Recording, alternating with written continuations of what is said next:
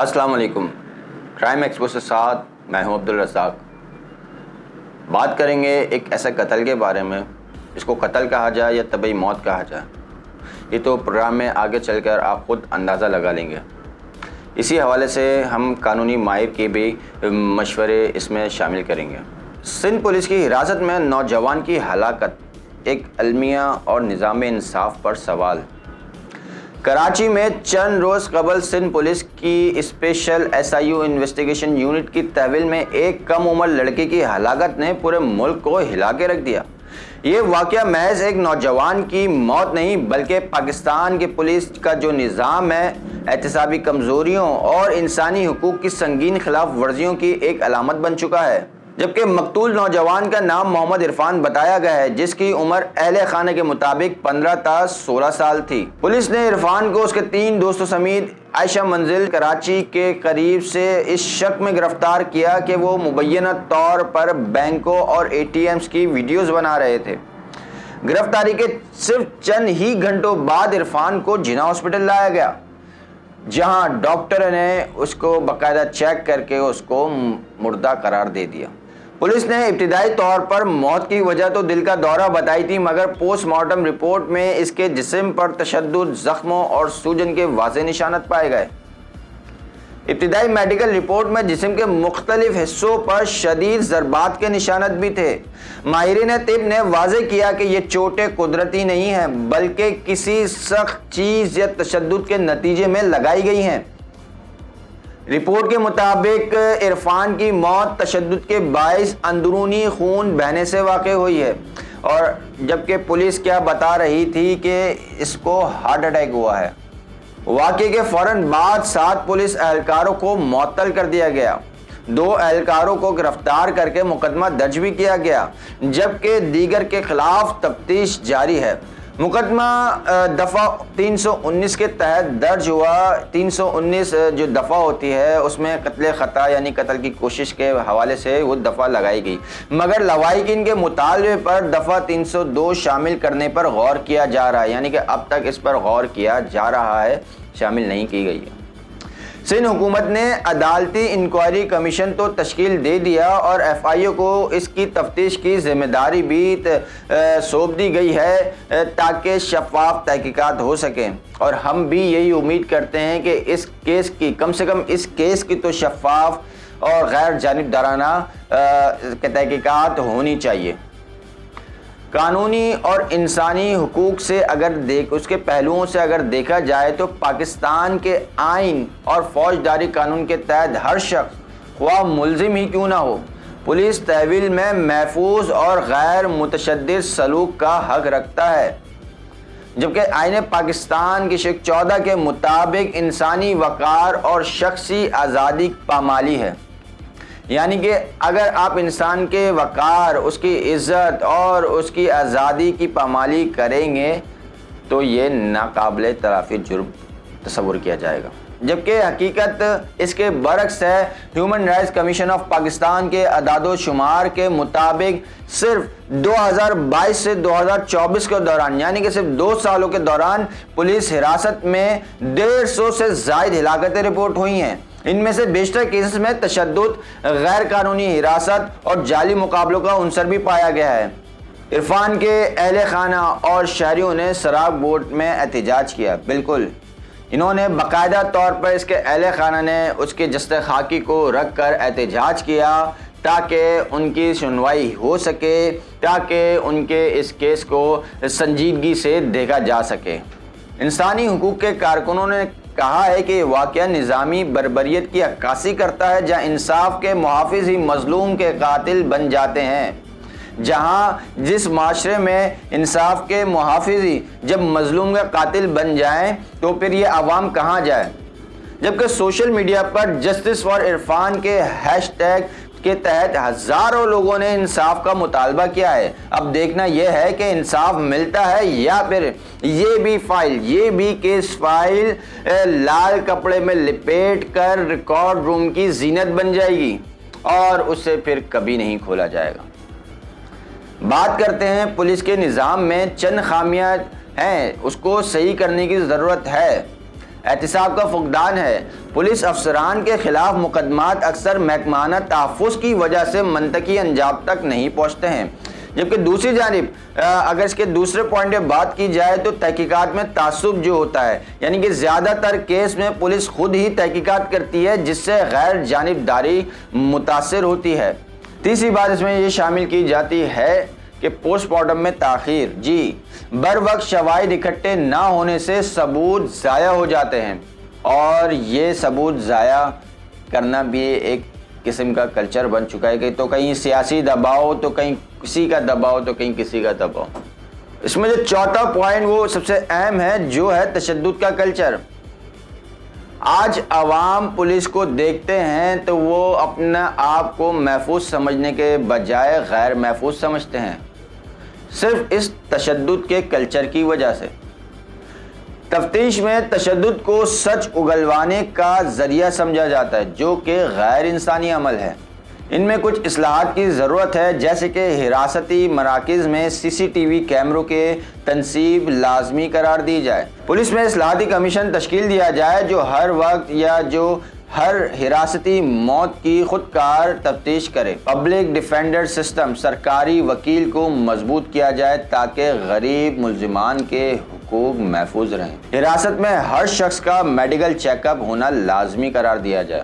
یہ تو ہم نے کچھ خامیاں بھی بتائیں اور کچھ اس کے حوالے سے حل بھی دیے، شاید یہ بات مقتدرہ تک پہنچ سکے کہ وہ ان حلقوں تک پہنچ سکے جو یہ ساری چیزیں دیکھ رہے ہیں، لیجسلیٹو کمیٹیز تک پہنچ سکے کہ پولیس میں ابھی بھی ریفارمز کی ضرورت ہے، پولیس کا جو ایک تشدد والا کلچر ہے، ان کا جو مائنڈ سیٹ ہے اس کو بدلنے کی ضرورت ہے۔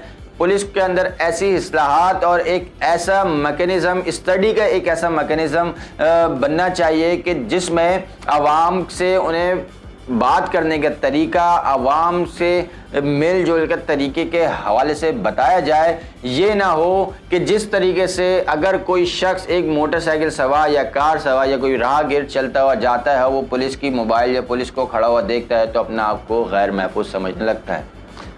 اس کلچر کو بدلنے کی ضرورت ہے۔ ناظرین، بات کرتے ہیں دوبارہ عرفان کا کیس۔ عرفان کا کیس محض ایک واقعہ نہیں بلکہ ایک ایسا المیہ ہے جو پاکستان کے عدالتی اور پولیس کے نظام کی کمزوریوں کو بے نقاب کرتا ہے۔ اگر اس کیس میں شفاف تحقیقات اور سخت سزائیں نہ دی گئیں تو یہ روایت آئندہ بھی جاری رہے گی۔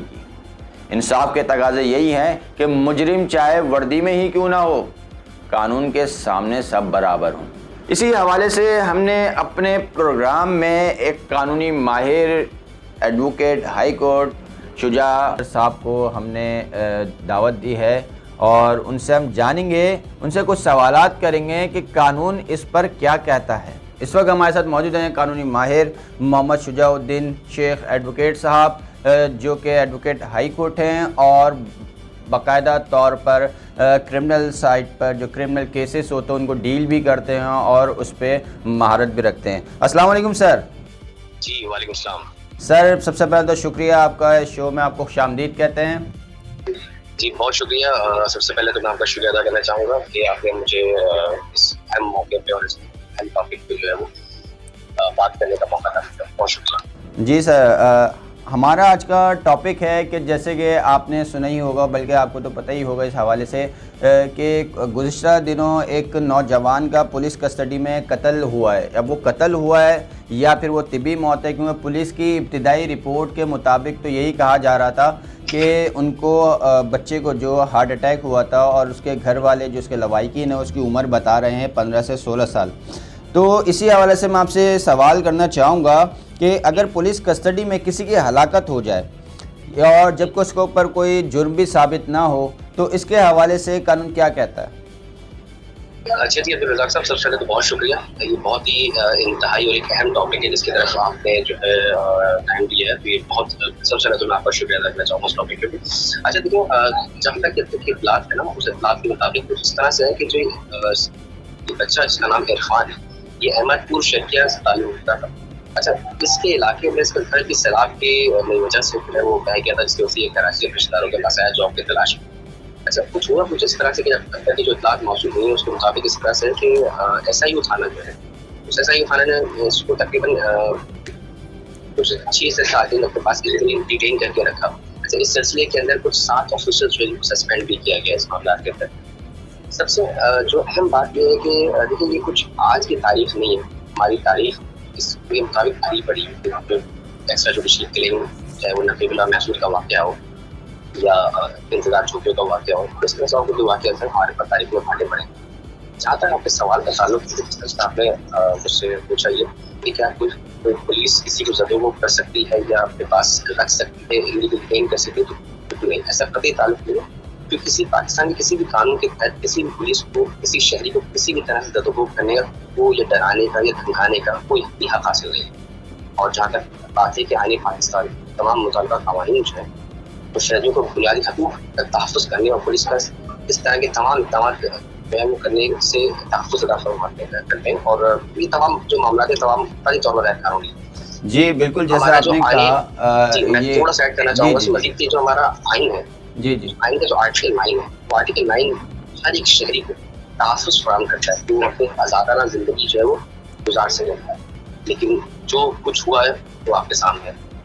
साथ ही साथ एक बात और ऐड करना चाहूँगा कि हमारा पुलिस का जो ऑर्डर 2002 है उसका सेक्शन 156 की है, तो ये बात भी कहता है कि कोई भी पुलिस किसी शख्स को अपने पास रखते हुए अगर किसी तरह तशद्दुद करती है तो ये क़तन तौर पर सही तौर पर गैर कानूनी है, उसको कोई इख्तियार पुलिस को मौजूद नहीं है। जी बिल्कुल गैर कानूनी है। और हमारा जो आईन पाकिस्तान है उसके शेख नंबर 14 के मुताबिक भी इसमें किसी भी शहरी की आज़ादी को पामाल करना या उसके इज़्ज़त के ख़िलाफ़ जाना, तो ये भी काबिल जुर्म समझा जाता है। बिल्कुल हमारा आइन इसकी प्रोटेक्शन देता है कि आर्टिकल 14 जिस तरह से आपने कहा, आर्टिकल 14 इस बात की बिल्कुल प्रॉपर तरह से प्रोटेक्शन प्रोवाइड करता है। हर शख्स की घर की चारदीवारी की तकद्दुस पालमाल ना किया जाए, उस शख्स को किसी भी तौर पर तशद्दुद ना किया जाए। अच्छा, इसमें मैं आपसे एक सवाल में एक एडिशन ये करना चाहूँगा कि पुलिस को क्या कोई हक हासिल है कि किसी भी शहरी को ज़दोकोब किया जाए? क्योंकि अक्सर हम ऐसे आए दिन वाक़यात देखते हैं कि स्नैप चेकिंग हो रही होती है और स्नैप चेकिंग के नाम पर मोटरसाइकिल सवार जो ऑफिस से आ रहे होते हैं या कहीं जा रहे होते हैं बेगुनाह लोग, उनकी जो पुलिस वालों के जो नाजायज़ मुतालबात पूरे ना होने पर उनको ज़दोकोब भी किया जाता है, ऐसे मोबाइल में भी डाला जाता है। तो उनके खिलाफ क्या कोई मैकेनिज़्म है हमारे कानून के मुताबिक? इसके हवाले से हमें ज़रा आगाह कीजिएगा। बिल्कुल हमारे कानून के तहत जिस तरह मैंने आपसे अर्ज़ किया कि हमारा जो आईन पाकिस्तान है वो हर शख्स को इस बात का मुकम्मल तौर पे ये प्रोटेक्शन प्रोवाइड करता है कि हर शख्स, पाकिस्तान का हर शहरी इज़्ज़त के काबिल है और कोई भी शख्स, चाहे वो पुलिस हो या कोई भी शख्स हो, किसी भी शख्स को इस तरह से रुस्वा ज़लील नहीं कर सकता है, चाहे वो स्नैप चेकिंग के दौरान हो या किसी भी और तरीके से। इस्लाम से अर्ज़ किया कि पुलिस ऑर्डर मौजूद है, पुलिस ऑर्डर जो 2002 है उसमें साफ तरीके लिखा हुआ है जिसका सेक्शन 160 है। इस साफ तौर पर कहता है कि किसी भी पुलिस को इख्तियार नहीं है कि वो किसी भी शख्स के ऊपर जो है वो किसी भी तरह से कोई तशद्दुद करे या कोई भी उसके खिलाफ किसी भी तरह कोई मामला सामने करे। पुलिस ये सिर्फ मौजूद है, पुलिस अपने कानूनी रास्ता इख्तियार करते हुए किसी भी मामला से इंक्वायर करते हैं, रुकती तो प्रॉपर इंक्वायरी करें, इन्वेस्टिगेट करें, लेकिन किसी भी शख्स के ऊपर अटैक करना, मारना, जब तक कि वो आपके ऊपर, पुलिस जब भी कोई काम करती है तो सेल्फ डिफेंस पे करती है, ठीक है। बट अगर कोई पुलिस जिस तरह से हमारे मुआशरे के अंदर चीज़ें मौजूद है तो सही तौर पर रहता है किसी भी तरह पुलिस को भी काम। जी बिल्कुल, पुलिस ऑर्डर भी मौजूद है लेकिन वो नाफिजुल अमल बदकिस्मती से होता हुआ नज़र नहीं आता है। जी, इसमें जो ये जो वाक़या हुआ, अफसोसनाक वाक़या, और इरफान जो बच्चा था कब्ज़ नुमा लड़का, उसकी इसमें हलाकत हुई और इसकी ख़बर जब घर वालों तक पहुंची तो उनकी वालदा भी सदमा ना सह पाई, उनको हार्ट अटैक से उनकी भी जो है वो भी रज़ाए इलाही से वो भी इस दुनिया से जा चुकी हैं। अच्छा, मुझे ये बताइएगा, इस जब FIR इसमें लॉन्च की गई तो उसका अंदर सेक्शन 319 की दफ़ा शामिल की गई, इसके हवाले से बताइएगा ये सेक्शन 319 है क्या और ये किस FIR में किस मद में इसको सेक्शन को लगाया जाता है? अच्छा, मैं थोड़ा सा इसमें वजाहत कर दूं कि जो सेक्शन 319 और सेक्शन 302 जी आमतौर पे दोनों सेक्शन जो है ना वो दोनों की कत्ल की दफा थी, लेकिन उसमें मेन जो डिफरेंस है ना वो डिफरेंस है सिर्फ और सिर्फ इरादे का, यानी इंटेंशन का। यानी कि अगर 319 ये कहता है कि अगर कोई शख्स को, कोई इंसान किसी भी वजूहात की बिना पे कत्ल हो जाए जिसके अंदर उसका इंटेंशन शामिल नहीं हो, کہ وہ جان بوجھ کے اس کو قتل نہیں کرنا چاہتا، لیکن ان انٹینشنل طور پر وہ شخص مر جائے تو اس پہ سیکشن 319 کا نافذ ہو گیا ہے، تاکہ 302 جو کہ قتل عمد کہا جاتا ہے، اس میں انٹینشن یعنی کہ ارادے کا ہونا بہت ضروری ہے۔ اچھا، جس طرح سے آپ نے کیا کہا کہ اس میں ایف آئی آر کے اندر 319 شامل کیا گیا، بالکل 319 کو شامل کیا گیا اور 34 سیکشن 34 کیا گیا ایف آئی آر کے اندر۔ لیکن ایک بہت اہم بات جو اس طور پہ روکی جا رہی ہے یا کہیں گے چھپائی جا رہی ہے، کوشش کیا جا رہا ہے کہ اپنے ڈسپلیز میں موجود کالی بھیڑیں ہیں ان کالی بھیڑوں کو سیف کیا جائے۔ تو سب سے اہم چیز یہ کہ اس میں بہت امپورٹنٹ بات ہے کہ ایکٹ ہمارے پاس موجود ہے، اس کو ہم کہتے ہیں ٹارچر اینڈ کسٹوڈیل ایکٹ 2022، ٹھیک ہے۔ اس کا سیکشن 9 صاف طور پہ یہ ریفر کرتا ہے کہ اگر کوئی بھی ایسا عمل جو آفیشلز اپنی کسٹڈی میں رکھتے ہوئے اگر کسی شخص کے اوپر تشدد کرتے ہیں یا جس میں اس کی موت آ جائے، اس کی موت ہو جائے، تو اس میں اسپیسیفکلی سیکشن 302 کو نافذ کیا جائے گا، 302 کو لگایا جائے گا سیکشن کے اندر۔ تو یہ بہت امپورٹنٹ چیز ہے۔ ساتھ اس میں دیکھیے سب سے امپورٹنٹ چیز ہے میڈیکل۔ اب میڈیکل آپ نے بتایا کہ میڈیکل ہوا، تو میڈیکل جی ایم ہمارے جوڈیشل مجسٹریٹ ساؤتھ کی نگرانی میں کیا گیا۔ تو سب سے پہلے یہ امپورٹنٹ بات یہ ہے کہ جو ان کا میڈیکل تھا، پولیس نے جان بوجھ کے کوشش کی کہ ان کا جو میڈیکل ہے وہ کسی بھی مجسٹریٹ صاحب کے سپرویژن کے اندر نہ ہو۔ تو انہوں نے جب 21 اکتوبر کو غالباً انہوں نے پیش کیا پہلی مرتبہ میڈیکل سپرنٹ کے سامنے، تو میڈیکل سپرنٹ صاحب نے اس کو کرنے سے انکار کر دیا۔ پھر اس کے بعد پھر مزید دوسرے دن اور پھر اس کے بعد تھرڈ ڈے کے بعد جب جوڈیشل مجسٹریٹ صاحب کے سپرویژن کے اندر اس کو ایگزامن کیا گیا، پوسٹ مارٹم کیا گیا۔ اس کا کاز آف ڈیتھ وغیرہ بھی ابھی رپورٹ پہ آنا باقی ہے، تو اس میں واضح ہو جائے گا کہ تشدد کے نشانات تو پائے گئے ہیں جو اس طرح سے اب تک یہ اطلاعات موصول ہوئی ہے۔ جی بالکل، اس وقت جو موجود وہاں پہ ڈاکٹرز نے باقاعدہ طور پہ پوسٹ مارٹم جو ابتدائی طور پہ کیا تھا، اس کے اندر اس میں جو جسمانی جو خاص جسمانی مخصوص جسمانی اعضاء پر بھی سوجن کے نشان پائے گئے تھے، اور ڈاکٹرز نے کہا ہے پوسٹ مارٹم میں کہ جو ان کو چوٹیں آئی ہیں، جو تشدد کیا گیا ہے، تو اندرونی طور پہ خون کے جو رسنے سے بہنے سے اس کی بچے کی موت واقع آئی۔ اچھا مجھے ذرا یہ بتائیے گا کہ ان سب میں قانون کیا کہتا ہے ہمارا، کیونکہ 2022 سے 2024 کے درمیان ایسے پولیس کے تشدد سے ہلاکتوں کی تعداد 150 سے زائد ہے۔ یہ وہ ہیں جو رپورٹ ہوئے ہیں، اور لیکن اب تک ان پہ کوئی خاص کارروائی نہیں کی گئی۔ تو عدالتی نظام ہمارا اس حوالے سے کیا کہتا ہے؟ دیکھیں، جو اس کا بہت اور امپورٹنٹ فیکٹر ہے، سب سے پہلے میں یہ کہنا چاہوں گا کہ بہت سارے ہمارے جو معاشرے کے اندر لوگ جو موجود ہوتے ہیں وہ ڈرتے ہیں، کیونکہ پولیس کا جس طرح سے ایک پکچر موجود ہے، ایک طرح سے ڈپکٹ کیا جاتا ہے پولیس کو معاشرے کے اندر، تو اس نظام کی وجہ سے ایک عام آدمی اس نظام کو فیس کرنے سے بہت زیادہ ڈرتا ہے۔